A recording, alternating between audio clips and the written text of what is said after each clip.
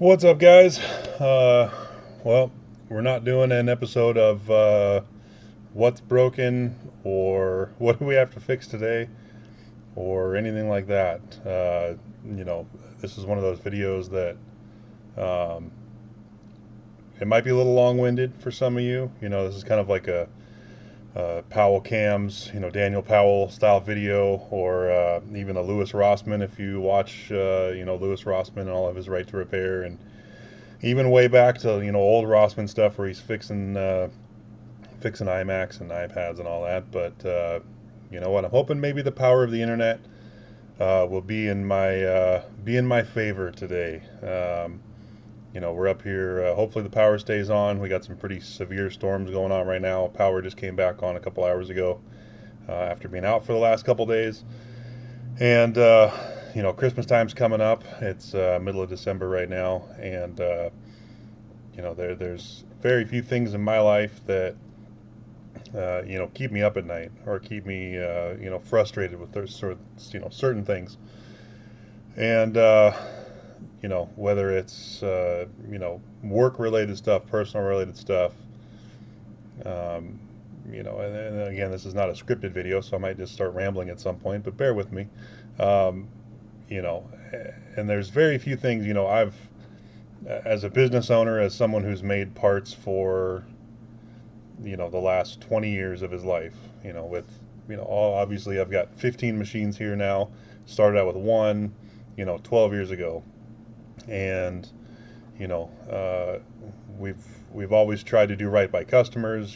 Yeah, I'm one guy. I run a lot of machines. We make everything in house, and it takes a long time to ship stuff sometimes, especially if it's a custom order or something that we just are out of. And that's just how it is. But I've never tried to purposely take people's money or scam people or anything like that. And that's more of a segue into why I'm making this video uh, to begin with, right? So, uh, long story long, when I started this endeavor, we were a hot rod shop down in Southern California, and we would just do heads, cam, headers, tunes, supercharger kits. We're kind of a bolt-on hot rod shop, right? And I figured at one point, hey, uh, I'd like to work on some of my own personal stuff. We had a local engine builder, BEP Performance.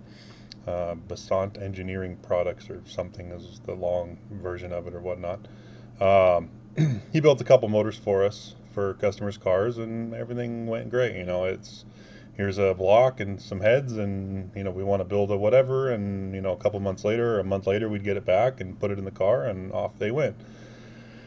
And so we ended up, or I ended up taking one of my personal engines to him, and this was in 2012, 2013. And a little backstory on this. So this was a vehicle that I drove in high school. This was my first nice vehicle, right? I'll put a picture up on the screen. It was a 86 crew cab long bed 460 powered Ford F350 that was actually a surprise gift from my mother to me because I owed her. She owed me a bunch of money from her going through divorce court and all this stuff. And at the age of 18, working weekends and whatnot, I was giving her a lot of money to help with that for my sister, because it was with her dad, not my dad. And so that was her way of sort of paying me back at the time, was she bought this for me. And I can't remember if it was like a birthday thing or a Christmas thing, but this was 24 years ago, so it's hard to remember all the details. But she bought me this truck. I was super excited, and I loved the thing. I still have it, obviously. It's outside, sitting in the rain, with no engine in it. And so after I graduated 2002, I took a bunch of engine building classes at the local community college. And I'll throw some funny pictures up here for for reference back to, my hair is still the same, but there's a lot more gray in the beard than there used to be back then. So I took a bunch of engine building classes at the local community college down there, and they had everything. They had almost said bones and horse, bores and hones, balancing equipment, cylinder head stuff. They had everything. And, me being 19, 20 years old, rebuilding his first big engine, right? I've done some Hondas and some, stuff for keeping my dailies running, right? But rebuilding my first, big boy engine, hindsight, I should have bought another 460, built that, and then swapped it out so I would have had another one. And in hindsight, I pulled the one out of the truck. The truck was down for a while. I was back to driving my old Honda for a bit, and, uh, you know, going online to look up replacement parts, you go, oh, they have stroker kits, and oh, they have all this, and they have all this, all these goodies, right? And so I made the decision. At the time, I bought a Scat stroker kit, or I think it was uh, Probe High Performance CHP or somebody. I can't remember who was actually selling it, but it was a Probe slash Scat uh, stroker kit, 4.5 inch stroke, made it a 557, I think, at 30 over. And so I bought that, balanced it, did all the bore and hone work and everything, got it all together, and put the stock heads back on it. Little port and polish here and there, but nothing wild, right? And didn't know anything about lifter preload and all that. So pump up the lifters. Was putting the rocker arms on. They're pedals to mount, non-adjustables, so there's only one setting for them. Put them on and ended up flattening the cam, and that was my own fault because I actually, when I was tightening down the rocker arms, realized, hey, it's opening the valves a little bit. That doesn't seem right. So I made little washers and put them under the pedestal mounts for the rockers, and basically had zero preload on the cam, or on the lifter to cam interface, which was obviously not very good, right? When it was cold, it was probably fine, but once everything warmed up, I probably had some lash. Lifters are jumping off the cam. Not a good situation, right? So went through a cam, parked the truck.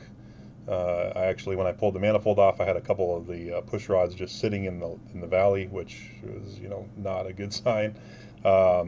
Pulled it back apart the next year in the same class. I took that class like 4 years in a row, just so I could use the facilities to build engines and stuff. We built a couple 383 strokers and some fun stuff. But they had a chassis dyno and an engine dyno and all sorts of cool stuff that I didn't have. So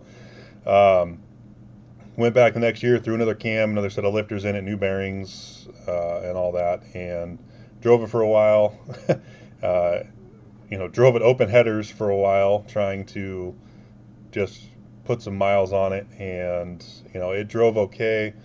Lots of issues, turned up. Found out we had the MSD box that I had installed. This was 8 years later that I found out that MSD box was actually bad. As soon as it would hit like 3,500 RPM or 3,000 RPM, it would just shut off. And I always thought it was like a under carburation issue or something, and it always kind of plagued me. But there's one of those little MSD simulator boxes at a shop I worked at, and I was like, oh, I wonder if this old MSD 6 box still works. And I plugged it in, and as soon as it hit $3,000 on the dial, it would just completely cut out. Plus, the thing would always overheat.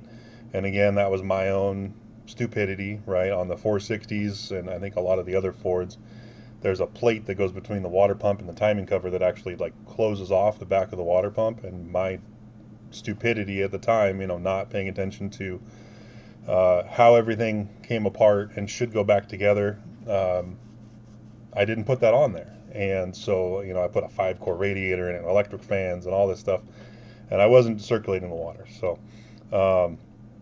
at this point, I towed it to a shop that I started working at, and I think this was about 2008. I was earlier than that, probably 2006, 2007-ish, I think. I started working for another shop, and we were doing mainly car audio stuff, so it wasn't really a performance thing. This was well before I started getting into the manufacturing side of things. And I said, you know what, I'm gonna pull the motor out here at some point and send it out and just have it done so I can bolt it in and just drive the damn thing. And money was tight, and I actually ended up finding a set of B460 Ford heads from TrickFlow, heads and manifold actually, for a pretty good deal, or $1,200 for the manifold. The heads were bare, and they were like as cast, so they didn't have any real port work done or anything. I guess they had come off of a drag car or something. They had a little bit of damage from looked like a scorched head gasket or something. So we fixed all those up and took them to a place called Dr. J's Performance, who is local to us, and Bryce Mulvey, who I think works for JE or somebody now. I saw him on a YouTube video the other day, and I was like, that's a face I haven't seen in a while. Anyways, took him to him, paid him in full in advance to basically port the heads, port match them, valve job them, put valves in it, and get them to where I could put them on this motor, right? Because I had pulled the motor back apart, cleaned it up, put new bearings in it, and I figured, I'll just throw these heads on it and manifold and throw a better carb on it, and I'll actually have a decent set of heads that aren't the 100cc iron Ford heads that it came with. And like 2 years later, I finally had to call the cops to get my stuff back because he had closed down the shop. Everything went into a storage unit, and I think he was going through some kind of a divorce or something. And at that point, that should have been kind of my first red flag. Well, that would be like the fourth red flag for this stupid 460. And so got my parts back and sat on them for a while. 2010 is when I went to work for a company called Hess Motorsports, and that's a story for a whole another day. That was a giant disaster. Again, that was, just you're getting ready to have a kid, didn't have any money, so the truck just kind of sat and sat and sat. And then about 2012 is when I finally went out on my own and started doing my own thing. And I said, okay, I'm going to finally get this thing done, right? And so I took it to, this is when I took it to BEP. And I'm looking, sorry, I've got multiple monitors going on in front of me. I'm not, it's hard to look at the camera the whole time. Took it to him and said, hey man, I've got this block, I've got this rotating assembly, I have these heads, the stroker kit came with I think it was a Scat cast crank, they had Eagle 6-7 big block Chevy rods, and then the probe stroker pistons. And I said, hey, I want to take these heads, I want them ported. And he had actually ported the heads before that, right? So that was a whole nother thing with him, and everything went fine. Hey, everything's ported, here's your flow numbers, the manifold matches the heads have been, pressure checked, and everything checks out good. So, all right, cool. Like, that's all good to go. So I took him the motor in, I think, 2012-ish, and my receipt or my quote or my sales order is from January 21st of 2013. So it's 12 years ago now. And that basically is for, he found out that the trick flow heads that I had, the B460s, do not work with the valve clearance pockets on the probe pistons that I have. So he said, okay, well, trick flow has a piston that is made for these heads, right?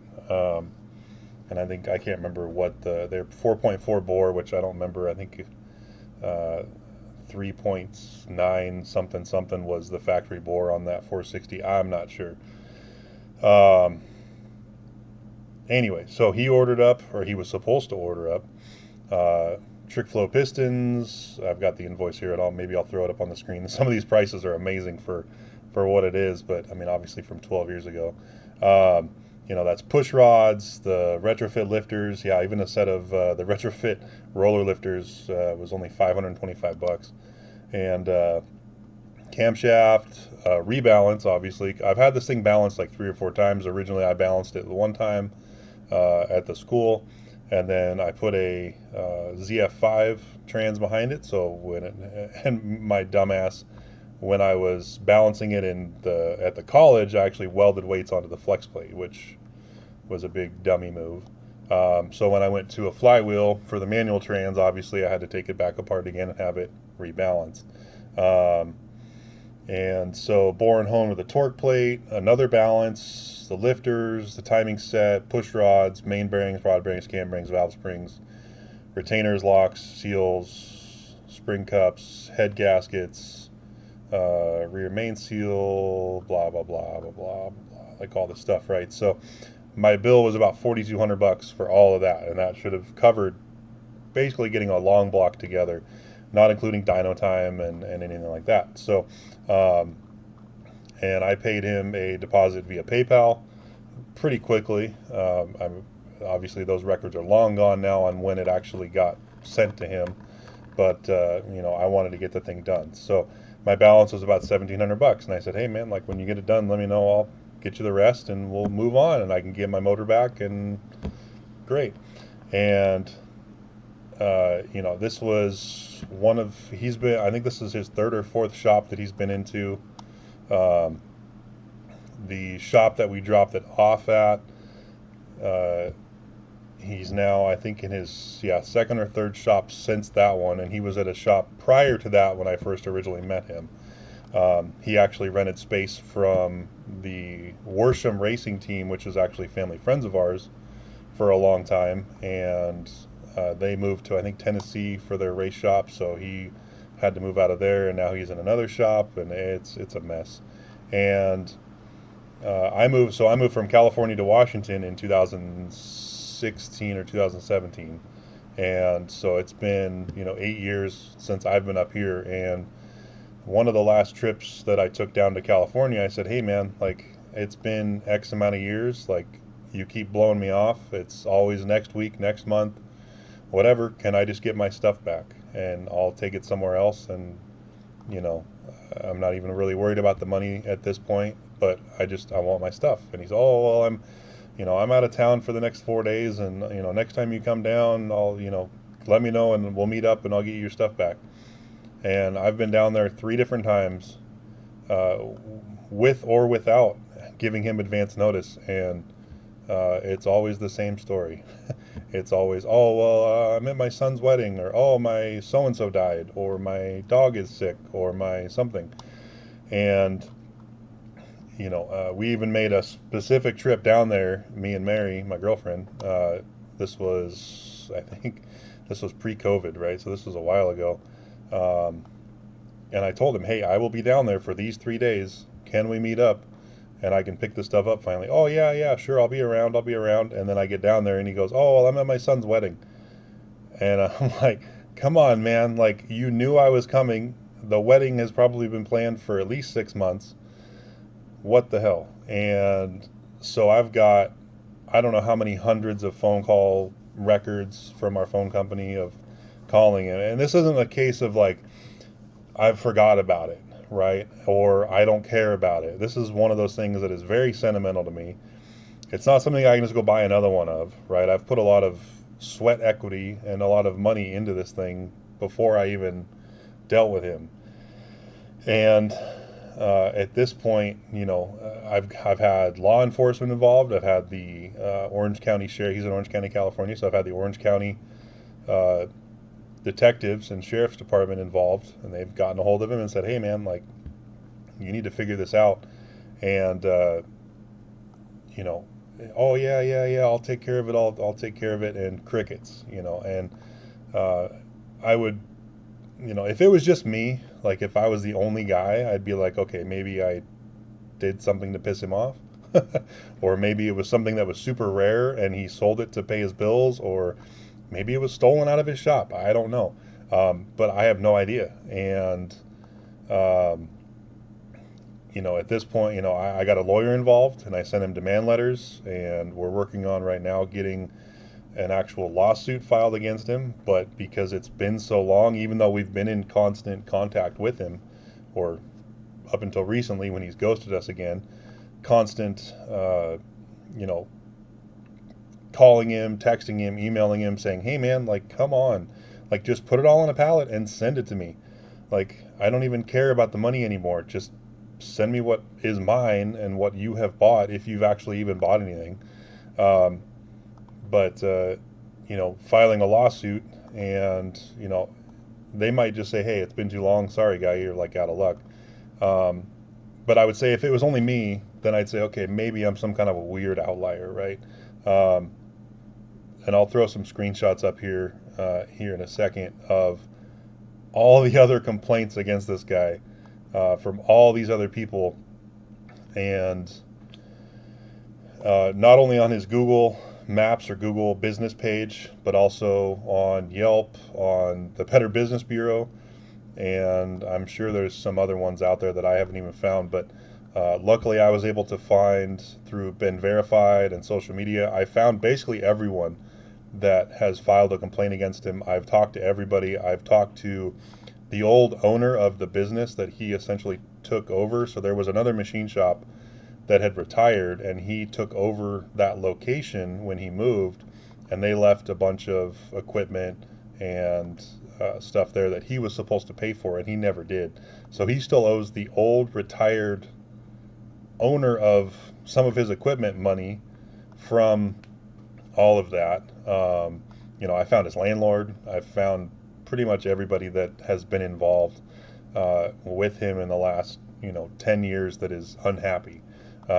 Even his neighbor from the building that's in his same complex, that's in the kind of the same area that he's at, they'll say that he won't actually drive to his shop with his vehicles because then people know he's there. His wife drops him off down the street, and then he walks to the shop so there isn't a vehicle outside. And then if people come by, try to find him, like, his neighbor knows he's there, but he just won't answer the door. And this is something that, if there's anyone out there in social media land, right, that deals with any kind of crap like this, this is one of those things where I feel like engine builders and paint and body guys, this is a notorious thing for them. And, something has to stop. Not only do I want my stuff back, right? I want to get, I'd like to drive this truck again after 15 years of it just sitting, right? I've had to transport it from shop to shop. I've had to move it to Washington when I moved up here. We've moved 3 or 4 times into bigger shops since we moved up here as we've been growing. So I've had to move it and store it at times. So it's cost me money to store the thing. I've spent almost $10,000 just in vehicle storage since I moved up here in Washington. And if this was any other industry, right? If this was food service or healthcare or whatever, if someone had, a restaurant that was screwing people over this bad, or giving them bad food, or just taking their money and not giving them food, they would be out of business, or there would be some sort of regulatory agency that would step in and say, yeah, you can't do this anymore. And, I know everyone has to make a living, but doing it in this sort of way where you're just stealing people's things I feel like is not the right way to do it, right? And I'm hoping with, again, the power of social media, the power of YouTube, the power of anyone else out there that might know, and maybe there's stories that I haven't even heard about this guy that are good or bad. I actually put another side segue here. I put a post on, I think it was the not small engine builders, let's see if I can find it real quick. I think it's the engine machinists or machinist something. Let's see. Yeah, I can't remember which one it is. But there's a page on Facebook that's for like engine machinists, right? So I put a post on there, said, hey, does anybody know, the best way about going about getting my stuff back from this guy? And a bunch of people were like, oh, Bryce Mulvey's, I think, nephew or something commented, oh, I worked there for a while, and oh, I did this, and oh, there's a few people that actually worked for the guy at one time, but there was one that stuck out in particular, and I'll see if I can find it and throw it up on here. But basically, it was like, yeah, for the last 15 years as a parts supplier, we haven't allowed him to use a credit card because the credit cards always decline, and he has to be a cash only type of transaction. And I said, wow, that's scary. Like, I wish I would have known a lot of this stuff, beforehand. So, but live and learn, I guess. We have other things that we've gotten screwed out of. We've got a lady in Arkansas that owes us $5,000 for machines that we bought, and then she disappeared. But that's a live and learn thing, and that's just money gone. It's not a sentimental thing. It's not something that I have any kind of an equity into, like this stupid 460, right? And I've got 2 other 460s on the shelf over here that I've bought, but my fear, you do anything where you're like, oh, I'm just going to throw this in temporarily to like get the other one back, and then that temporary fix becomes the permanent solution, and then I forget about the motor that Alan at BEP has, and you know, then it turns into just something that always irks me. And this is one of those things where, short of vigilante justice, this is probably one of the most frustrating things, other than getting scammed or having money like stolen out of your bank account. This is, or, having something stolen out of your parking lot or something like that. This is probably one of the most frustrating things that I have ever had to go through. Um, so if anyone out there in the social media world, whoever sees this, if you see this video, share it. Please. The more this gets out, if there was ever a video to go viral to try to help a dude out, this would be the one that I would hope would make it out there and actually make a difference doing something. And whether we can get my stuff back, whether we can shut this guy down, or both, and not just my stuff, right? He's got other people's stuff, other people's money, um, that that he's also taken. So, and people that I have talked to. So, if there's anything that the interconnected world now can do, that would be amazing. So, anyways, I'm gonna get some machine turned on and try to get some work done. Hopefully, the power stays on around here. And yeah, I appreciate everybody, all the followers I have right now, which isn't a lot, but hey, we're working on it. And hopefully next episode won't be quite so depressing. And yeah, happy holidays, everyone, and I'll see you guys next time.